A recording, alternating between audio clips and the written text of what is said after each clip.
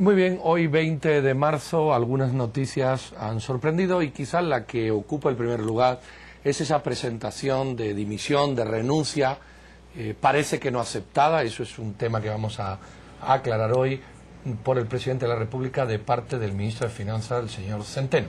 Para ello tenemos a dos personas, dos diputados, uno de cada bancada, que son las bancadas que de alguna manera han estado protagonizando la previa a esta renuncia. Me refiero a Luis Chávez, diputado del Partido Líder. Señor Chávez, buenas noches. Y también Haroldo Quej, diputado del Partido Patriota. Muchas gracias, bienvenido. Y vamos a entrarle al tema que a la mayoría de los ciudadanos nos llama la atención. Algunos no entienden, otros interpretan de manera restrictiva o extensiva. También le damos las buenas noches a Silvia. Buenas noches y la primera pregunta, Silvita, para ti. Muy buenas noches. La noticia de hoy es la renuncia de Pavel Centeno y una renuncia no aceptada por el presidente Otto Pérez Molina. ¿Qué es, diputado, qué es lo que está pasando tras bambalinas? ¿Qué es lo que todo el mundo se pregunta? Hay una gran especulación en torno a este tema. Por un lado, se habla de obstrucción de la bancada Líder a dejarlos gobernar. Por el otro lado, se habla inclusive de presiones internas adentro del mismo Partido Patriota y de otros diputados de otras bancadas para negociar fideicomisos, partidas presupuestarias. ¿Qué es lo que realmente está pasando? Bueno, en realidad el pueblo de Guatemala ha sido testigo de cómo la bancada Líder se ha encargado de entorpecer el buen desarrollo del Congreso de la República. Puede decirse que la interpelación es un instrumento que nos da la Constitución para saber qué hacen los ministros en su trabajo diario.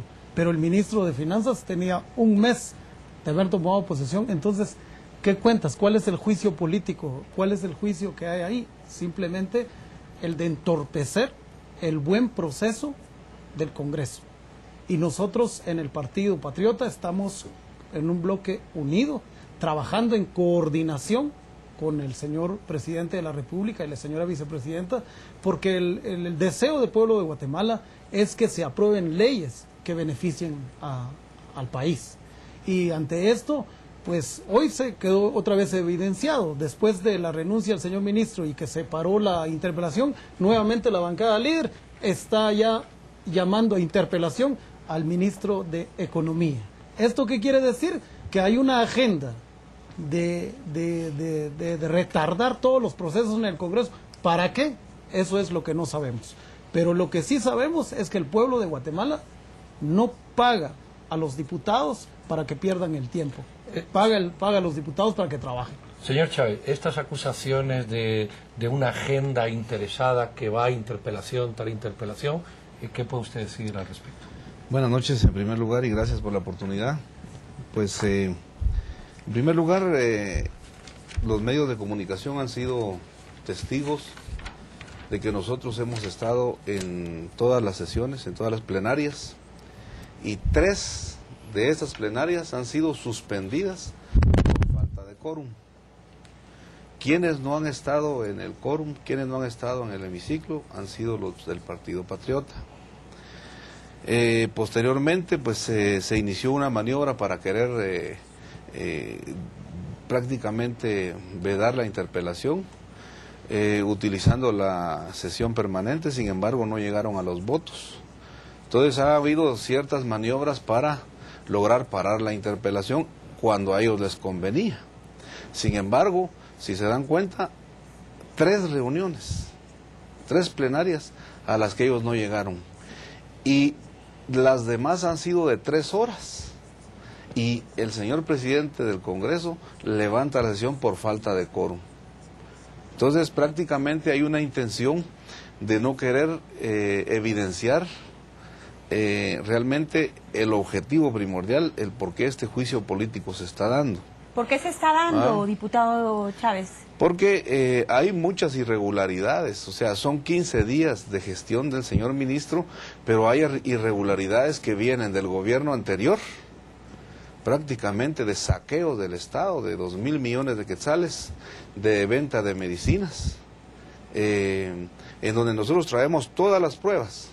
No respetamos las aclaraciones y las imputaciones del señor presidente, como ya es costumbre de ellos y de la vicepresidenta, de acusar sin fundamento, porque se ha acusado de extorsionismo, se ha acusado de presión, cuando el señor ministro de Comunicaciones ha dicho que nadie de nosotros, de la bancada, ha presentado proyectos en su gestión, Yo le tengo una pregunta específica. Nosotros en este noticiero hemos denunciado esa compra anómala de medicinas que usted menciona. Sin embargo, nos extraña muchísimo por qué esas interpelaciones no la hicieron en el gobierno anterior y las hacen ahora con un ministro que, como usted dice, lo hacen a los 15 días de haber asumido. Si me da la oportunidad de explicarle, se lo voy a explicar concretamente. Mire, el gobierno anterior inicia el proceso en el 2010 con la solicitud del señor Alfredo Rolando del Silpiníos como gerente del ICS, solicitando este proceso de adjudicación y de formalización de los concursos nacionales de oferta. Seguidamente, en el 27 de octubre del 2010, sigue solicitando que se dé este proceso de adjudicación, siendo él ya ministro y con la misma solicitud de gerente del ICS, él inicia el proceso de licitación el 30 de noviembre del 2010.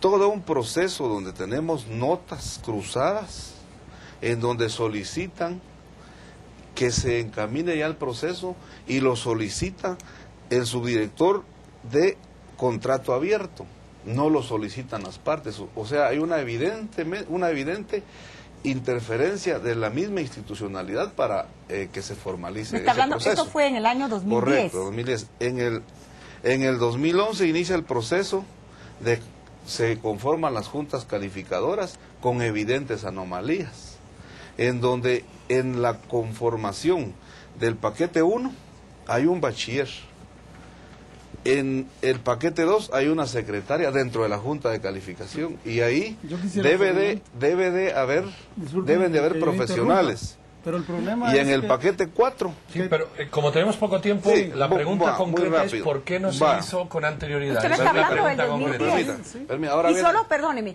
diputado, que le quiero dar una breve intervención en lo que usted continúa para poder entablar un diálogo. Sí, este es el estilo propio del líder, de la bancada líder, porque está hablando del gobierno anterior como que fuera el gobierno actual el que lo hace, y yo no encuentro la razón de argumentar contra un ministro que tiene 15 días de haber tomado posesión hablando de temas del gobierno anterior. No le encuentro sentido, de verdad que no. Entonces, muy bien.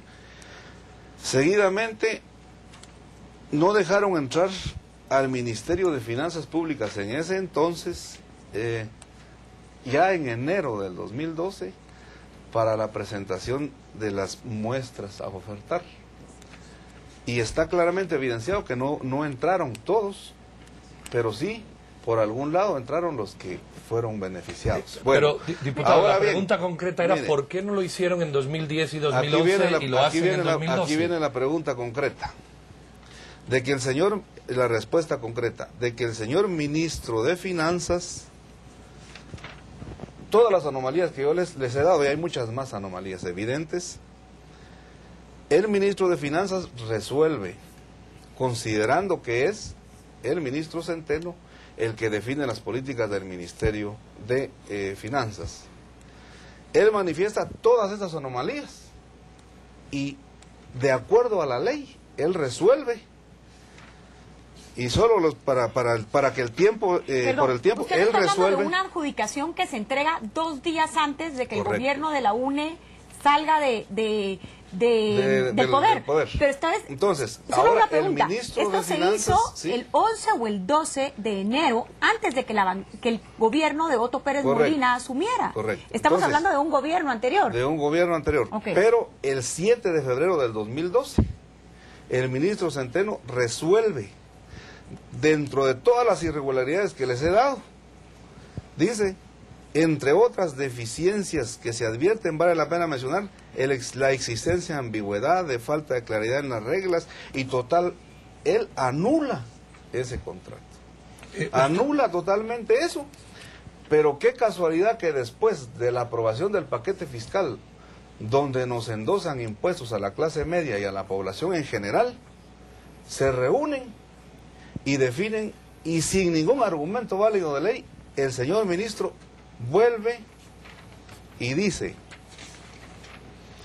revocar de oficio lo que había él ya hace una semana y media definido. Entiendo que entonces, por ley aquí, no es el ministro correcto, el que tiene la potestad de revocar, es el señor presidente de la República. Si se y da lo cuenta, que hizo Centeno fue acogerse a esa estatuto que le impedía a él regular. Por equilibrar un poco el debate, contra esa acusación, vamos a decir, esa reversión y luego esa aprobación, ¿qué tienen que decir la bancada oficial?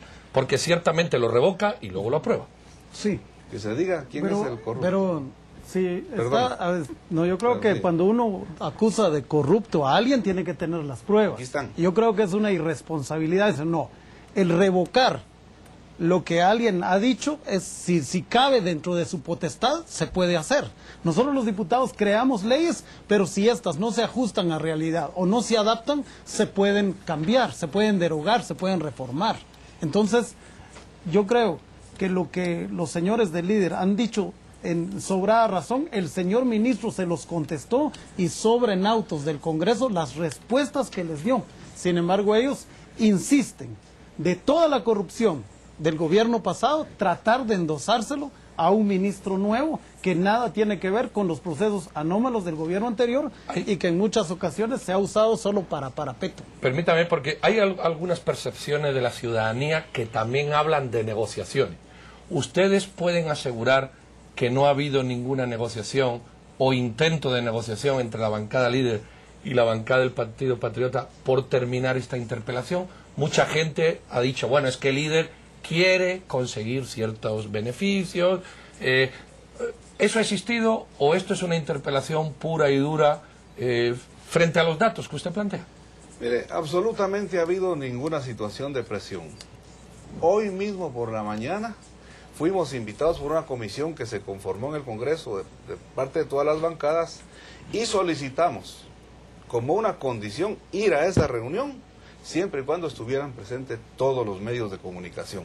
Y estuvieron presentes cuando hoy le fuimos a decir al presidente del Congreso y a la Junta que fue nombrada por respeto a las bancadas, a que nosotros íbamos a definir hoy y mañana a las 2 de la tarde les íbamos a entregar la respuesta para el proceso de interpelación. Porque la interpelación nosotros la calculábamos sacar, ya éramos 5 nada más los interpelantes y yo soy uno de ellos, de los últimos.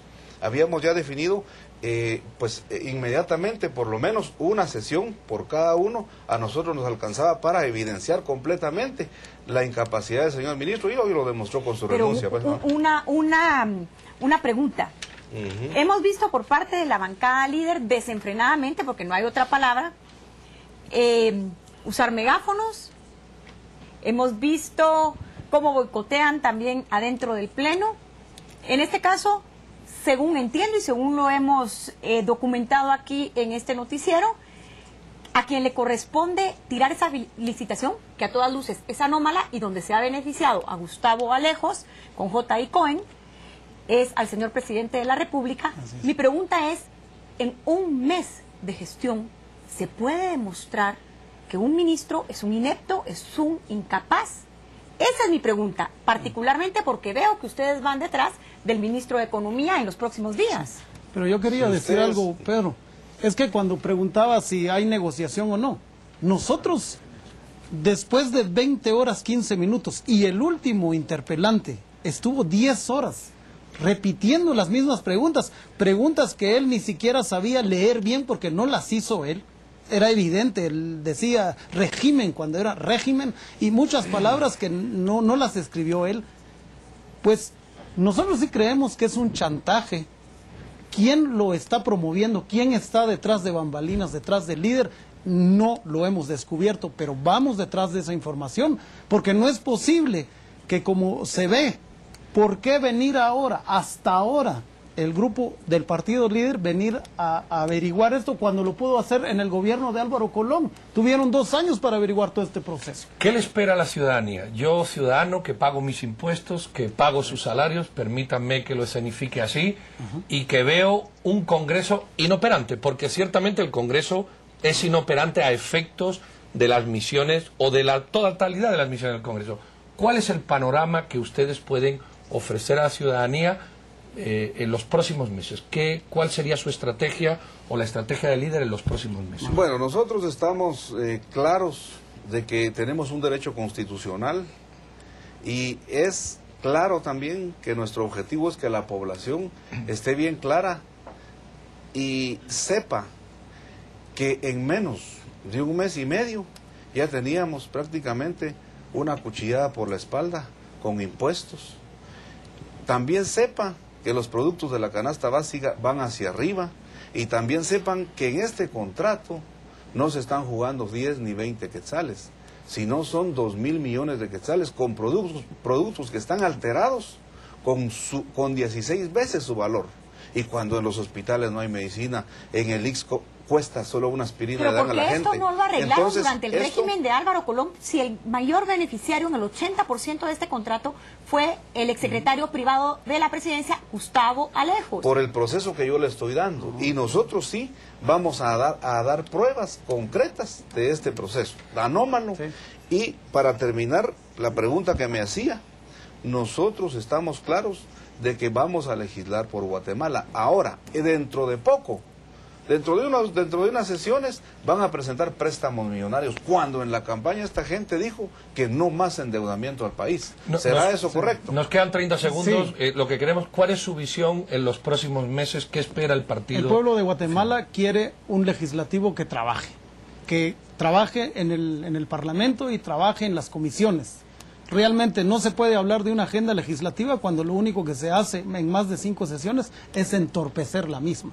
Nosotros creemos que el líder, ¿por qué hasta ahora? Si los procesos de cotización de licitación son públicos, están en Guatecompras, todo se puede ver. ¿Por qué no en su momento lo pararon? ¿Por qué precisamente ahora? Porque el afán de ellos es entorpecer el buen funcionamiento del Congreso y hoy se presentaron todas las leyes de transparencia, ellos están con eso, no, ya están solicitando que llegue el ministro de Economía. ¿Para qué? Para seguir entorpeciendo el trabajo del Congreso de la República.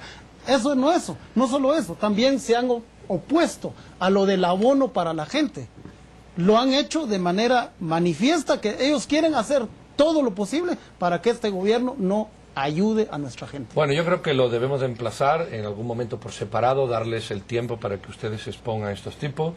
Ciertamente ya ven que hay posturas no irreconciliables, porque nada es irreconciliable, pero sí contrastadas, y también yo creo que el mensaje es que ustedes están al servicio de 15 millones y tomen el pulso de la ciudadanía, que yo no me atrevo a decir cuál es, porque evidentemente yo soy una parte y no los 15 millones. Sí les animamos a encontrar la mejor solución y a avanzar en la medida que, bueno, que se cumpla la norma, se cumpla la ley y todo. Yo creo que podemos grabar algo para Semana Santa, si ustedes me lo permiten, y después de ir a un corte vamos a quedar con ustedes para que esta versión no se quede tan suave como ha sido, sino que podamos inconclusa. Y también habrá que responder si se va el señor ministro, porque el presidente no ha aceptado su Bueno, renuncia. sí que tenemos que ir a corte porque ya me han llamado por esta cosilla 20 veces. Vamos a regresar y le vamos a decir cómo hemos quedado para que seguir esta conversación de manera más intensa. No se vaya.